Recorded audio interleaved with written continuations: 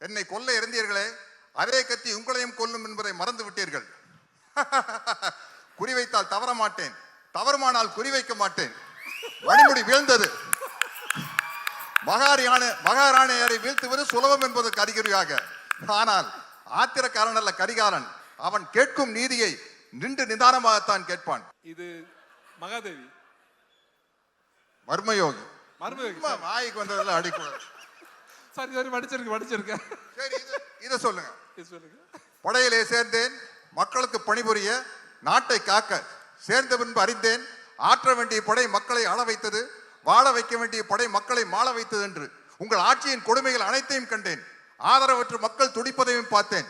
மக்கள் அழுத கண்ணீர் ஆரண பெருகும். சண்டை வேண்டாம், உணவு வேண்டும், வாழ்வு வேண்டும் என்று அலறுவார்கள். அவர்களை அடிக்கச் சொல்லுவார் தளபதி. அணைக்கத்தாவும் மனசாட்சி. உள்ளம் துடித்தது, உதிரம் கொதித்தது. ஏன் இப்படி? எதற்காக? நடக்கலாமா? சரிதானா? இவைகளை எனக்குள் நானே கேட்டுக்கொண்டேன். ஒரே ஒரு முடிவுக்குத்தான் வந்தேன். மக்களிலே ஒருவன் தலைவனாகும் வரையில் மன்னராட்சியின் அக்கிரமங்களுக்கு முடிவே இருக்காது என்பதை அறிந்தேன். படையிலிருந்து விலகினேன், புரட்சி கூட்டத்திலே புகுந்தேன். புரட்சி என்றதும் பயந்து விடாதீர்கள். இது ஆலயத்திற்கும் ஆயுத புரட்சி அல்ல. அதில் எங்களுக்கு நம்பிக்கையும் இல்லை.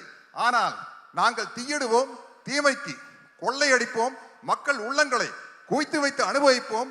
அறிவு பொருட்களை கத்தி இல்லாத ரத்தம் சிந்தாத அறிவு புரட்சி அது. என்ன நாடோடி மன்னன். என்னை நம்பாமல் கெட்டவர்கள் நிறைய உண்டு, நம்பி கெட்டவர்கள் இதுவரை இல்லை.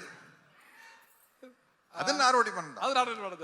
சரி, மனோகர் சார் கேட்பார் வாத்தியார் பார்த்து, நிலைத்து நிற்கும் என் அதிகாரத்தின் ஆழம் புரியவில்லை உனக்கு. உங்கள் அதிகாரம் என்ன சிலப்பதிகாரமா? என்றென்றும் நிலைத்திருப்பதற்கு. அது வந்து 1001 படத்தை சோசியல் டயலாக். வீட்டுக்குறையில ஒட்டடை படிக்கணும்னு யாருமே ஆசைப்படுறதில்ல. அது தானா படியுது. வாழ்க்கையில வர துன்பங்களும் அப்படித்தான். அதை நாம தான் நம்ம மன உறுதியால போகணும். இது இதுல இருக்கு. நான் கேட்டு சொல்றேன். கேட்டு சொல்றேன்.